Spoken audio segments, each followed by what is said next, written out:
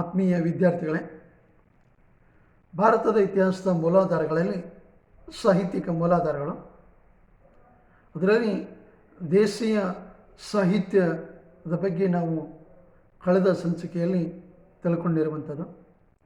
ಇವತ್ತು ನಾವು ವಿದೇಶಿ ಸಾಹಿತ್ಯದ ಬಗ್ಗೆ, ವಿದೇಶಿ ಬರವಣಿಗೆಗಾರರ ಬಗ್ಗೆ ವಿವರಣೆಯನ್ನು ಅಧ್ಯಯನ ತಿಳ್ಕೊಳ್ಳುವಂಥದ್ದು. ಭಾರತವು ಪ್ರಾಚೀನ ಕಾಲದಿಂದಲೂ ಕೂಡ ಸಾಂಸ್ಕೃತಿಕವಾಗಿ, ಆರ್ಥಿಕವಾಗಿ, ಧಾರ್ಮಿಕವಾಗಿ ಒಳ್ಳೆಯ ರೀತಿಯಾಗಿರ್ತಕ್ಕಂಥ ಸಂಪತ್ತನ್ನು ಒಳಗೊಂಡಿರುವಂಥದ್ದು. ಇಂಥ ಒಂದು ಸಂಪತ್ತಿಗೋಸ್ಕರವಾಗಿ ಅನೇಕ ರೀತಿಯ ವಿದೇಶಿಯರನ್ನು ಆಕರ್ಷಿಸಲ್ಪಟ್ಟಿರುವಂಥದ್ದು. ಅಂಥ ಒಂದು ವಿದೇಶಿಯರಲ್ಲಿ ಪ್ರಮುಖವಾಗಿ ಗ್ರೀಕರು, ಚೀನೀಯರು, ಅರಬ್ಬರು, ರೋಮನ್ನರು ಕಂಡು ಬರ್ತಾ ಇದ್ದಾರೆ.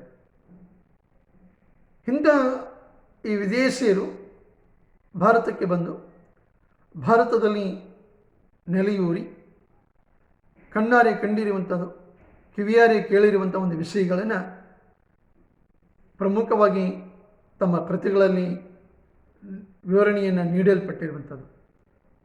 ಅಂಥ ಒಂದು ಕೃತಿಗಳು ನಮ್ಮ ಭಾರತದ ಇತಿಹಾಸ ರಚನೆಯಲ್ಲಿ, ಅಧ್ಯಯನದಲ್ಲಿ ಒಂದು ಮಹತ್ವದ ಪಾತ್ರವನ್ನು ಇಲ್ಲಿ ವಹಿಸಿಕೊಳ್ತಾ ಇದ್ದಾವೆ. ಈ ರೀತಿ ಭಾರತಕ್ಕೆ ಬಂದಿರುವಂಥ ಆ ವಿದೇಶಿಗರಲ್ಲಿ ನಾವು ಗ್ರೀಕ್ ವಿದೇಶಿಗರನ್ನು ಇಲ್ಲಿ ಕಾಣ್ತಾ ಇದ್ದಾವೆ. ಅಂಥ ಗ್ರೀಕ್ ಮತ್ತು ರೋಮನ್ ಇತಿಹಾಸಕಾರರು ನಮಗೆ ಇಲ್ಲಿ ಕಂಡು ಬರ್ತಾ ಇದ್ದಾರೆ. ಅವರಲ್ಲಿ ಹೆರೋಡಟಸ್ಸು, ಪ್ಲೂಟಾರ್ಕ್, ನಿಯಾರ್ಕಸ್, ಟೆಸಿಯಸ್, ಸ್ಕಲಾಸ್ಕ್ ಈ ರೀತಿಯಾಗಿರ್ತಕ್ಕಂಥ ಒಂದು ಇತಿಹಾಸಕಾರರು ನಮಗೆ ಕಂಡು ಬರ್ತಾ ಇದ್ದಾರೆ. ಇತಿಹಾಸಕಾರರಲ್ಲಿ ಪ್ರಸಿದ್ಧನಾಗಿರುವಂಥವನು, ಒಂದು ಇತಿಹಾಸದ ಪಿತಾಮಹ ಅನಿಸಿಕೊಂಡಿರ್ತಕ್ಕಂಥ ಹೆರೋಡಟಸ್. ಈತ ಒಂದು ಪರ್ಷಿಯನ್ ವಾರ್ಸನ್ ಅಂತ ಒಂದು ಕೃತಿಯನ್ನು ಬರೆಯಲ್ಪಟ್ಟಿರುವಂಥದ್ದು. ಈ ಒಂದು ಕೃತಿಯಲ್ಲಿ ಯಾವ ಪರ್ಷಿಯ ಮತ್ತು ಗ್ರೀಕರ ನಡುವೆ ಸಂಭವಿಸಿದಂಥ ಒಂದು ಯುದ್ಧಗಳನ್ನು ಅವನು ತಿಳಿಸಲ್ಪಟ್ಟಿರುವಂಥದ್ದು. ಬರೀ ಪರ್ಷಿಯನ್ನರು ವಾಯುವ್ಯ ಭಾರತವನ್ನು ಆಕ್ರಮಿಸಲ್ಪಟ್ಟಿರುವಂಥದ್ದು. ಅಂತಹ ಸಂದರ್ಭದಲ್ಲಿ ಆ ಪರ್ಷಿಯಾದವರ ಜೊತೆ ಗ್ರೀಕರು ಒಂದು ಯುದ್ಧವನ್ನು ಮಾಡಲ್ಪಟ್ಟಿರ್ತಕ್ಕಂಥ ಪ್ರಸಂಗಗಳನ್ನು ಅವನು ಈ ಒಂದು ಪರ್ಷಿಯನ್ ವಾರ್ಸ್ ಕೃತಿಯಲ್ಲಿ ವಿವರಣೆಯಾಗಿ ನೀಡಲ್ಪಟ್ಟಿರ್ತಕ್ಕಂಥದ್ದು ನಮಗೆ ತಿಳಿಯಲ್ಪಡ್ತಾ ಇದ್ದಾವೆ. ಅಲ್ಲದೆ ಉತ್ತರ ಭಾರತ ಈ ಗ್ರೀಕ್ ಸಾಮ್ರಾಟನ ಒಂದು ಆಳ್ವಿಕೆಯಲ್ಲಿ 20ನೆಯ ಪ್ರಾಂತವಾಗಿ ಇತ್ತು ಅನ್ನೋದನ್ನು ಕೂಡ ಅವರು ತಿಳಿಸಲ್ಪಡ್ತಾ ಇದ್ದಾರೆ. ಅಲೆಕ್ಸಾಂಡರ್ನ ದಾಳಿಯ ಅವಧಿಯಲ್ಲಿ ಭಾರತಕ್ಕೆ ಬಂದಿರುವಂಥ ನಿಯಾರ್ಕಸ್, ಇಲ್ಲಿ ಈ ಅಲೆಕ್ಸಾಂಡರ್ನ ಸಮಗ್ರ ಒಂದು ದಂಡಯಾತ್ರೆಗಳ ಬಗ್ಗೆ ಅವರು ವಿಫಲವಾದ ಒಂದು ಮಾಹಿತಿಯನ್ನು ನೀಡಲ್ಪಡ್ತಾ ಇದ್ದಾರೆ. ಈ ಅಲೆಕ್ಸಾಂಡರ್ ಭಾರತದ ಯಾವ ರೀತಿಯಾಗಿ ದಾಳಿಯನ್ನು ಮಾಡ್ತಾ ಇದ್ದಾನೆ, ಯಾವ ರೀತಿಯಾಗಿ ತನ್ನ ಸಾಮರ್ಥ್ಯವನ್ನು ತೋರ್ಪಡಿಸ್ತದೆ ಅನ್ನೋ ಒಂದು ಸ್ಪಷ್ಟವಾದ ಒಂದು ವಿವರಣೆಯನ್ನು ಈ ಒಂದು ನಿಯಾರ್ಕಸ್ಸರು ಇಲ್ಲಿ ಸಮಗ್ರವಾದ ಒಂದು ಮಾಹಿತಿಯನ್ನು ನೀಡಲ್ಪಡ್ತಾ ಇದ್ದಾರೆ. ತದನಂತರ ಭಾರತದಲ್ಲಿ ಮೌರ್ಯರ ಆಳ್ವಿಕೆ, ಆ ಮೌರ್ಯರ ಅರಸನಾಗಿರ್ತಕ್ಕಂಥ ಚಂದ್ರಗುಪ್ತ ಮೌರ್ಯ, ಆ ಚಂದ್ರಗುಪ್ತ ಮೌರ್ಯನ ಆಳ್ವಿಕೆಯ ಅವಧಿಯಲ್ಲಿ ಗ್ರೀಕ್ ಸೆಲ್ಕಸ್ಸನ ರಾಯಭಾರಿಯಾಗಿರುವಂಥ ಮೆಗಸ್ತನಿಸನು ಪಾಟ್ಲಿಪುತ್ರಕ್ಕೆ ಭೇಟಿ ನೀಡಿರುವಂಥದ್ದು.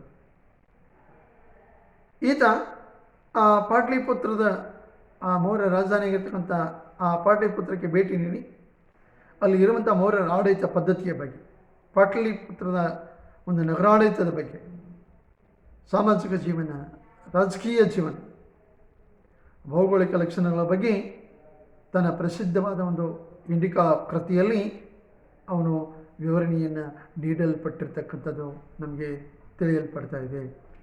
ಹೀಗೆ ಈ ರೀತಿಯಾಗಿ ಈ ಮೆಗಸ್ತನಿಸನ ಇಂಡಿಕಾವು ಕೂಡ ನಮ್ಮ ಭಾರತದ ಒಂದು ಇತಿಹಾಸವನ್ನು ತಿಳಿಯುವಲ್ಲಿ ಒಂದು ಮಹಾನ್ ಸಾಹಿತ್ಯವಾಗಿ ನಾವು ಕಾಣ್ತಾ ಇದ್ದೇವೆ. ನಂತರ ಅನಾಮಧೀನ ಕೃತಿ ಅಂತ ಅನಿಸಿಕೊಳ್ತಾ ಇದೆ. ಪೆರಿಪ್ಲಸ್ ಆಫ್ ದಿ ಎರಿಥ್ರಿಯನ್ ಸಿ ಅನ್ನೋಂಥ ಒಂದು ಕೃತಿ ಬರ್ತಾ ಇದೆ. ಈ ಕೃತಿಯನ್ನು ಬರೆದವರು ಯಾರು ಅನ್ನೋಂಥದ್ದು ಸ್ಪಷ್ಟವಾದ ಒಂದು ಮಾಹಿತಿ ನಮಗೆ ಲಭ್ಯವಾಗಿಲ್ಲ. ಅದರ ಬರವಣಿಗೆಕಾರರ ಹೆಸರು ಉಲ್ಲೇಖ ನಮಗೆ ಲಭ್ಯವಾಗಿಲ್ಲ. ಅದರಿಂದ ಅದನ್ನು ಅನಾಮಧೇಯ ಕೃತಿ ಅಂತ ಕರೀತಾ ಇದ್ದೇವೆ. ಪೆರಿಪ್ಲಸ್ ಆಫ್ ದಿ ಎರಿಥ್ರಿಯನ್ ಸಿ ಅನ್ನೋಂಥ ಒಂದು ಕೃತಿ. ಇದರಲ್ಲಿ ಭಾರತದ ಒಂದು ವ್ಯಾಪಾರ ವಾಣಿಜ್ಯದ ಬಗ್ಗೆ ಸಂಪೂರ್ಣವಾದ ಒಂದು ಮಾಹಿತಿ ಸಿಗ್ತಾ ಇದೆ. ಅಂದರೆ ಭಾರತವು ಪ್ರಾಚೀನ ಕಾಲದಿಂದಲೂ ಕೂಡ ವಿದೇಶಿಯರೊಂದಿಗೆ ವ್ಯಾಪಾರ ಸಂಪರ್ಕವನ್ನು ಮಾಡಿಕೊಂಡು ಬಂದಿರತಕ್ಕಂಥದ್ದು ಈ ಕೃತಿಯು ನಮಗೆ ಸ್ಪಷ್ಟವಾಗಿ ಇಲ್ಲಿ ನೀಡ್ತಾ ಇದೆ. ಅಲ್ಲಿ ನೌಕಾ ಬಂದರುಗಳ ಬಗ್ಗೆ, ನೌಕಾ ಚಟುವಟಿಕೆಗಳ ಬಗ್ಗೆ, ವ್ಯಾಪಾರ ಕೇಂದ್ರಗಳ ಬಗ್ಗೆ ಈ ಒಂದು ಕೃತಿಯಲ್ಲಿ ನಮಗೆ ವಿವರಣೆಗಳು ಸಿಗ್ತಾ ಇದ್ದಾವೆ. ಈ ರೀತಿ ಇಂಥ ಒಂದು ಭಾರತದ ಇತಿಹಾಸ ರಚನೆಗೆ ಈ ರೀತಿಯ ಒಂದು ಗ್ರೀಕ್ ಸಾಹಿತ್ಯ ಸಾಕಷ್ಟು ರೀತಿಯಾಗಿರ್ತಕ್ಕಂಥ ಒಂದು ಅಂಶಗಳನ್ನು ಇಲ್ಲಿ ನೀಡಲ್ಪಡ್ತಾ ಇದೆ. ಅದರ ಜೊತೆಗೆ ಈ ಪ್ಲೂಟಾರ್ಕ್ ಅನ್ನಂಥವರು, ಪ್ಲೀನಿಯನ್ ಅಂತವರು ಇತಿಹಾಸಕಾರರಾಗಿರ್ತಕ್ಕಂಥವರು ಇಲ್ಲಿ ಯಾವ ನ್ಯಾಚುರಲ್ ಹಿಸ್ಟ್ರಿ, ಸ್ವಾಭಾವಿಕ ಚರಿತ್ರೆ ಅನ್ನೋಂಥ ಒಂದು ಕೃತಿಯನ್ನು ಬರೆಯಲ್ಪಟ್ಟಿರ್ತಕ್ಕಂಥದ್ದು. ಸ್ಟ್ರಾಬೋ, ಟಾಲಮಿ ಭೌಗೋಳಿಕವಾಗಿರ್ತಕ್ಕಂಥ ವಿಷಯಗಳ ಬಗ್ಗೆ ಅವರು ಹೇಳಲ್ಪಡ್ತಕ್ಕಂಥದ್ದನ್ನು ಈ ರೀತಿ ಇಂಥ ಒಂದು ಇವರ ಜೊತೆಗೆ ಡಿಯೋಡಾರಸ್ ಅಂತ ಬರ್ತಾ ಇದ್ದಾನೆ, ಕಾರ್ಟೇಯಸ್ ಅಂತ ಬರ್ತಾರೆ. ಇವರೆಲ್ಲರೂ ಒಂದು ಗ್ರೀಕ್ ಒಂದು ಪ್ರಮುಖವಾಗಲ್ಪಟ್ಟಿರ್ತಕ್ಕಂಥ ಯಾವ ಬರಹಗಾರರು, ಒಂದು ತಾತ್ವಿಕ ವಿವೇಚಕರು ಅನ್ನೋದನ್ನು ನಾವು ಅವರ ಒಂದು ಪ್ರಮುಖವಾಗಲ್ಪಟ್ಟಿರ್ತಕ್ಕಂಥ ಪ್ರಯಾಣದಲ್ಲಿ ತಿಳಿಸಲ್ಪಟ್ಟಿರುವಂಥ ಮಾಹಿತಿಗಳು ನಮ್ಮ ಭಾರತದ ಒಂದು ಇತಿಹಾಸವನ್ನು ತಿಳಿದುಕೊಳ್ಳುವಲ್ಲಿ ವಿಪುಲವಾದ ಒಂದು ಮಾಹಿತಿ ನಮಗೆ ಕಂಡು ಬರ್ತಾ ಇದ್ದಾವೆ. ಇದರಿಂದ ಇವರೆಲ್ಲರ ಮಾಹಿತಿಯಿಂದ ಭಾರತದ ಒಂದು ಇತಿಹಾಸ ರಚನೆಯಾಗಿರುವಂಥದ್ದನ್ನು ಕೂಡ ನಾವು ಇಲ್ಲಿ ಕಾಣ್ತಾ ಇದ್ದೇವೆ. ಇನ್ನು ತದನಂತರದಲ್ಲಿ ಚೀನೀಯ ಸಾಹಿತ್ಯದ ಬಗ್ಗೆ ಹೇಳಬೇಕಾಗಿರ್ತಕ್ಕಂಥದ್ದು. ಚೀನಾ ಬರವಣಿಗೆಕಾರರು, ಚೀನಾ ಪ್ರವಾಸಿಗರು ಭಾರತಕ್ಕೆ ಇಲ್ಲಿ ಭೇಟಿ ನೀಡಿರುವಂಥದ್ದನ್ನು, ಈ ಚೀನಿಯರ ಪ್ರಮುಖ ಉದ್ದೇಶ ಇಷ್ಟೇ, ಭಾರತದಲ್ಲಿ ಬೌದ್ಧ ಧರ್ಮವಾದ ಬಗ್ಗೆ ಸಮಗ್ರವಾಗಿ ತಿಳ್ಕೊಳ್ಳುವಂಥ ಉದ್ದೇಶ ಇಟ್ಕೊಂಡವರು ಬರ್ತಾ ಇದ್ದಾರೆ. ಅವರಲ್ಲಿ ಹಾಯಿಯಾನ, ಹುಯೆನ್ಸಾಂಗ್, ಇತ್ಸಿಂಗ್ ಅನ್ನಂಥವರು ಪ್ರಮುಖರಾಗಿರ್ತಕ್ಕಂಥವರು. ಹಾಯಿಯಾನ ಈತ ಭಾರತದಲ್ಲಿ ಗುಪ್ತರ ಆಳ್ವಿಕೆ ಇದೆ. ಆ ಗುಪ್ತರ ಆಳ್ವಿಕೆಯಲ್ಲಿ ಎರಡನೆಯ ಚಂದ್ರಗುಪ್ತನ ಆಡಳಿತ ನಡೆಯಲ್ಪಟ್ಟಿರುವಂಥದ್ದು. ಅಂತಹ ಸಂದರ್ಭದಲ್ಲಿ ಅವರ ರಾಜಧಾನಿಯಾಗಿರ್ತಕ್ಕಂಥ ಪಾಟ್ಲಿಪುತ್ರಕ್ಕೆ ಭೇಟಿ ನೀಡ್ತಾ ಇದ್ದಾನೆ. ಆ ಪಾಟ್ಲಿಪುತ್ರದ ನಗರ ಜೀವನದ ಬಗ್ಗೆ, ಸಾಮಾಜಿಕ ವ್ಯವಸ್ಥೆಯ ಬಗ್ಗೆ, ಆರ್ಥಿಕ ವ್ಯವಸ್ಥೆಯ ಬಗ್ಗೆ, ಆ ಜನರ ಚಟುವಟಿಕೆಗಳ ಬಗ್ಗೆ ಸಂಪೂರ್ಣವಾಗಿ ಇವನು ಮಾಹಿತಿಯನ್ನು ಪಡ್ಕೊಳ್ತಾ ಇದ್ದಾನೆ, ಅರಿತುಕೊಳ್ತಾ ಇದ್ದಾನೆ. ಅದನ್ನು ತನ್ನ ಒಂದು ಗೋಕುಕಿ ಅನ್ನೋಂಥ ಒಂದು ಕೃತಿಯಲ್ಲಿ ವಿವರಣೆಯಾಗಿ ನೀಡಲ್ಪಡ್ತಾ ಇದ್ದಾನೆ. ಅಂದರೆ ಅಲ್ಲಿ ಈ ರೀತಿ ಇಂಥ ಒಂದು ಹಾಯಿಯಾನನ ಗೋಕುಕಿ ಕೃತಿಯು ಕೂಡ ಭಾರತದ ಇತಿಹಾಸ ರಚನೆಯಲ್ಲಿ ಒಂದು ಮಹತ್ವದ ಪಾತ್ರವನ್ನು ವಹಿಸಿರುವಂಥದ್ದು. ನಂತರ ನಾವು ಹುಯೆನ್ಸಾಂಗ್ ಬಗ್ಗೆ, ಈತನನ್ನು ಯಾತ್ರಿಕರ ರಾಜ್ಯ ಅಂತ ಇಲ್ಲಿ ಕರೆಯಲ್ಪಡ್ತಾ ಇದ್ದೇವೆ. ಈತ ಯಾವ ಭಾರತದ ಒಂದು ಆಳ್ವಿಕೆಯಲ್ಲಿ ವರ್ಧನದ ಸಾಮ್ರಾಜ್ಯ, ಹರ್ಷವರ್ಧನನ ಆಳ್ವಿಕೆ ನಡೆಯಲ್ಪಟ್ಟಿರುವಂಥದ್ದು. ಅಂಥ ಹರ್ಷವರ್ಧನನ ಆಳ್ವಿಕೆ ಅವಧಿಯಲ್ಲಿ ಭೇಟಿ ನೀಡಿ ಈ ಪ್ರಮುಖವಾಗಲ್ಪಟ್ಟಿರುವಂಥ ಆ ಉತ್ತರ ಭಾರತದ ಸಮಗ್ರ ಮಾಹಿತಿಯನ್ನು, ಜೊತೆಗೆ ಈ ದಕ್ಷಿಣ ಭಾರತದಲ್ಲಿ ಚಾಲುಕ್ಯರ ಎರಡನೇ ಪುಲಕೇಶಿ ಆಡಳಿತ ನಡೆಯಲ್ಪಟ್ಟಿರುವಂಥದ್ದು. ಚಾಲುಕ್ಯರ ಈ ಎರಡನೇ ಪುಲಕೇಶಿ ಮತ್ತು ಹರ್ಷವರ್ಧನರ ಮಧ್ಯದಲ್ಲಿ ಒಂದು ಪ್ರಸಿದ್ಧವಾದ ಕದನ, ನರ್ಮದಾ ನದಿಯ ಕದನ ಅನ್ನುತ್ತದೆ, the battle of Narmada river ಅನ್ನುವಂಥದ್ದು. ಈ ಕದನದ ಬಗ್ಗೆ ಇವನು ಸಂಪೂರ್ಣವಾದ ಒಂದು ಮಾಹಿತಿಯನ್ನು ನೀಡಲ್ಪಡ್ತಕ್ಕಂಥದ್ದು ಯಾವ ತನ್ನ ಒಂದು ಸಿಯುಕಿ ಕೃತಿಯಲ್ಲಿ ತಿಳಿಸಲ್ಪಟ್ಟಿರ್ತಕ್ಕಂಥದ್ದು ಕಂಡು ಬರ್ತಾ ಇದೆ. ಹೀಗೆ ಈ ರೀತಿ ಅಂದಿನ ಒಂದು ರಾಜಕೀಯ ವ್ಯವಸ್ಥೆ ಬಗ್ಗೆ, ಆರ್ಥಿಕ ವ್ಯವಸ್ಥೆಯ ಬಗ್ಗೆ, ಧಾರ್ಮಿಕ ವ್ಯವಸ್ಥೆಯ ಬಗ್ಗೆ, ಸಾಂಸ್ಕೃತಿಕ ಜೀವನದ ಬಗ್ಗೆ ಸಂಪೂರ್ಣವಾದ ಒಂದು ವಿಷಯವನ್ನು ಇವನು ನೀಡಲ್ಪಟ್ಟಿರ್ತಕ್ಕಂಥದ್ದು. ಇದು ಕೂಡ ಭಾರತದ ಇತಿಹಾಸ ರಚನೆಯಲ್ಲಿ ಒಂದು ಬೆಳಕನ್ನು ಬೀರಲ್ಪಡ್ತಾ ಇದೆ. ಯಾವ ಈ ಒಂದು ಹುಯೆನ್ ತ್ಸಾಂಗನ ಬರವಣಿಗೆ ಸಾಹಿತ್ಯವು ಕೂಡ ಅನ್ನೋಂಥದ್ದನ್ನು. ಜೊತೆಗೆ ನಲಂದ ವಿಶ್ವವಿದ್ಯಾಲಯದ ಬಗ್ಗೆ ಕೂಡ ಅವನು ಹೇಳ್ತಾ ಇದ್ದಾನೆ. ಭಾರತದಲ್ಲಿ ಪ್ರಾಚೀನ ವಿಶ್ವವಿದ್ಯಾಲಯಗಳಲ್ಲಿ ನಲಂದ ವಿಶ್ವವಿದ್ಯಾಲಯ ಕೂಡ ಒಂದು ಪ್ರಮುಖವಾಗಿರ್ತಕ್ಕಂಥದ್ದು. ಇದು ಗುಪ್ತರ ಆಳ್ವಿಕೆ ಅವಧಿಯಲ್ಲಿ ರಚನೆಯಾಗಿರ್ತಕ್ಕಂಥದ್ದನ್ನು ಸ್ಪಷ್ಟವಾಗಿ ಅವನು ಹೇಳಲ್ಪಡ್ತಾ ಇದ್ದಾನೆ. ತದನಂತರ ಇತ್ಸಿಂಗ್ ಅನ್ನೋಂಥವನು ಮತ್ತೊಬ್ಬ ಚೀನಾದ ಪ್ರವಾಸಿಗನಾಗಿರ್ತಕ್ಕಂಥವನು. ಇವನು ಕೂಡ ಈ ಭಾರತದಲ್ಲಿ ಸಾಮಾಜಿಕ ಜೀವನವನ್ನು, ಧಾರ್ಮಿಕ ಜೀವನವನ್ನು, ಆರ್ಥಿಕ ಜೀವನವನ್ನು, ಶೈಕ್ಷಣಿಕ ವ್ಯವಸ್ಥೆಯನ್ನು, ಸಾಂಸ್ಕೃತಿಕ ಜೀವನದ ಬಗ್ಗೆ ಅಪಾರವಾದ ಒಂದು ಮಾಹಿತಿಯನ್ನು, ವಿಷಯವನ್ನು ಇವನು ಕೂಡ ಇಲ್ಲಿ ನೀಡಲ್ಪಡ್ತಾ ಇದ್ದಾನೆ. ಹೀಗೆ ಈ ರೀತಿ ಇವರೆಲ್ಲರ ಮೂಲಕವಾಗಿ ನಮ್ಮ ಭಾರತದ ಒಂದು ಚರಿತ್ರೆಯನ್ನು ನಾವು ಸಂಪೂರ್ಣವಾಗಿ ಇಲ್ಲಿ ತಿಳ್ಕೊಳ್ಳಲು ಅನುಕೂಲವಾಗ್ತಾ ಇದೆ ಅವರ ಸಾಹಿತ್ಯಗಳು ಅನ್ನೋಂಥದ್ದನ್ನು. ನಂತರ ಒಂದು ಅರಬ್ ಸಾಹಿತ್ಯದ ಬಗ್ಗೆ ನಾವು ತಿಳ್ಕೊಳ್ತಕ್ಕಂಥದ್ದು. ಪ್ರಾಚೀನ ವೇಳೆಯಿಂದಲೂ ಕೂಡ ಈ ಅರಬ್ ಯಾತ್ರಿಕರು ಭಾರತಕ್ಕೆ ಬಂದಿರತಕ್ಕಂಥದ್ದು ನಮಗೆ ಕಂಡು ಬರ್ತಾ ಇದೆ. ಅವರಲ್ಲಿ ಸುಲೈಮಾನ್ ಮತ್ತು ಅಲ್ಬೇರುನಿ ಪ್ರಮುಖವಾಗಿರ್ತಕ್ಕಂಥ ಒಂದು ಯಾತ್ರಿಕರು. ಇಲ್ಲಿ ಪ್ರಮುಖವಾಗಿರ್ತಕ್ಕಂಥ ಸುಲೈಮಾನ್ ಉತ್ತರ ಭಾರತದಲ್ಲಿ ಗುರ್ಜರ ಪ್ರತಿಹಾರ ಆಡಳಿತ ನಡೆಯಲ್ಪಟ್ಟಿರ್ತಕ್ಕಂಥದ್ದು, ದಕ್ಷಿಣ ಭಾರತದಲ್ಲಿ ರಾಷ್ಟ್ರಕೂಟರ ಆಡಳಿತ ನಡೆಯಲ್ಪಟ್ಟಿರ್ತಕ್ಕಂಥದ್ದು.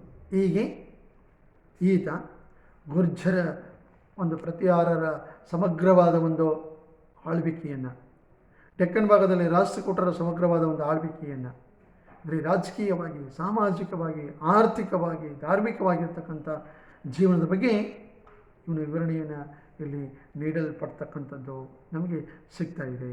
ಈ ರೀತಿ ನಮ್ಮ ಇತಿಹಾಸ ರಚನೆಗೆ ಈ ಒಂದು ಅರಬ್ ಸಾಹಿತ್ಯವು ಕೂಡ ಇಲ್ಲಿ ಪ್ರಮುಖ ಪ್ರಧಾನವಾದ ವಿಷಯಗಳನ್ನು ನೀಡಲ್ಪಟ್ಟಿರ್ತಕ್ಕಂಥದ್ದು ಕಂಡು ಬರ್ತಾ ಇದೆ. ತದನಂತರದಲ್ಲಿ ಅಲ್ಬೇರುನಿ ಅನ್ನೋಂಥವನು ಮತ್ತೋರ್ವ ಅರಬ್ ಯಾತ್ರಿಕನಾಗಿರ್ತಕ್ಕಂಥವನು. ಈತ ಮೊಹಮ್ಮದ್ ಗಜ್ನಿಯ ದಾಳಿಯ ಅವಧಿಯಲ್ಲಿ ಭಾರತಕ್ಕೆ ಭೇಟಿ ನೀಡಿರ್ತಕ್ಕಂಥವನು. ಭಾರತದ ಭೌಗೋಳಿಕ ಲಕ್ಷಣಗಳ ಬಗ್ಗೆ, ಖಗೋಳ ವಿಜ್ಞಾನದ ಬಗ್ಗೆ, ಶಿಕ್ಷಣ ವ್ಯವಸ್ಥೆಯ ಬಗ್ಗೆ, ಸಾಮಾಜಿಕ ವ್ಯವಸ್ಥೆಯ ಬಗ್ಗೆ, ಗಜ್ನಿ ಮೊಹಮ್ಮದನ ದಾಳಿಯ ಕುರಿತು ಸಮಗ್ರವಾದ ಒಂದು ವಿಷಯಗಳನ್ನು ತೆಹಕೀಕ್ ಐ ಹಿಂದ್ ಅನ್ನೋಂಥ ಒಂದು ಕೃತಿಯಲ್ಲಿ ಅವನು ವಿವರಣೆಯನ್ನು ನೀಡಲ್ಪಟ್ಟಿರ್ತಕ್ಕಂಥದ್ದು ಕಂಡು ಬರ್ತಾ ಇದೆ. ಹೀಗೆ ಈ ರೀತಿಯಾಗಿ ಇಂಥ ಒಂದು ಅರಬ್ ಬರವಣಿಗೆ, ಅರಬ್ ಸಾಹಿತ್ಯವು ಕೂಡ ನಮ್ಮ ಭಾರತದ ಇತಿಹಾಸವನ್ನು ತಿಳಿಯುವಲ್ಲಿ ತುಂಬ ಪ್ರಮುಖವಾದ, ಪ್ರಧಾನವಾದ ಒಂದು ಆಧಾರಗಳಾಗಿವೆ ಅನ್ನೋದನ್ನು ನಾವು ಹೇಳ್ಕೊಳ್ತಾ ಇದ್ದೇವೆ. ಒಟ್ಟಾರೆಯಾಗಿ ನಮ್ಮ ಭಾರತದ ಇತಿಹಾಸ ರಚನೆಯಲ್ಲಿ, ಅದನ್ನು ಅಧ್ಯಯನ ಮಾಡುವಲ್ಲಿ ಈ ವಿದೇಶಿಯ ಸಾಹಿತ್ಯವು ಅತ್ಯಂತ ಮಹತ್ವದ ಸಂಗತಿಗಳನ್ನು ಇಲ್ಲಿ ನಮಗೆ ನೀಡಲ್ಪಡ್ತಾ ಇದೆ. ಅವುಗಳ ಮೂಲಕವಾಗಿ ನಮ್ಮ ಭಾರತದ ಪ್ರಾಚೀನ ವೈಭವವನ್ನು, ಅದರ ಒಂದು ಪ್ರತಿಷ್ಠೆಯನ್ನು, ಅದರ ಒಂದು ಒಳ್ಳೆಯ ರೀತಿಯ ಮುನ್ನುಗ್ಗುವಿಕೆಯ ಆಡಳಿತದ ಚಟುವಟಿಕೆಯನ್ನು ತಿಳ್ಕೊಳ್ತಕ್ಕಂಥದ್ದು ಇವೆಲ್ಲವುಗಳ ಮೂಲಕವಾಗಿ ನಮಗೆ ಕಂಡು ಬರ್ತಾ ಇದ್ದೇವೆ. ಹೀಗೆ ಈ ರೀತಿ ಇಂಥ ಒಂದು ಯಾವ ವಿದೇಶಿಯ ಸಾಹಿತ್ಯದ ಆಧಾರಗಳು ಕೂಡ ನಮ್ಮ ಭಾರತದ ಚರಿತ್ರೆಯಲ್ಲಿ ತುಂಬ ಮಹತ್ವದ ಒಂದು ಪಾತ್ರವನ್ನು ವಹಿಸಿರುವಂಥದ್ದು ಇವೆಲ್ಲವುಗಳ ಮೂಲಕವಾಗಿ ನಾವು ಸ್ಪಷ್ಟವಾಗಿ ತಿಳ್ಕೊಳ್ತಾ ಇದ್ದೇವೆ.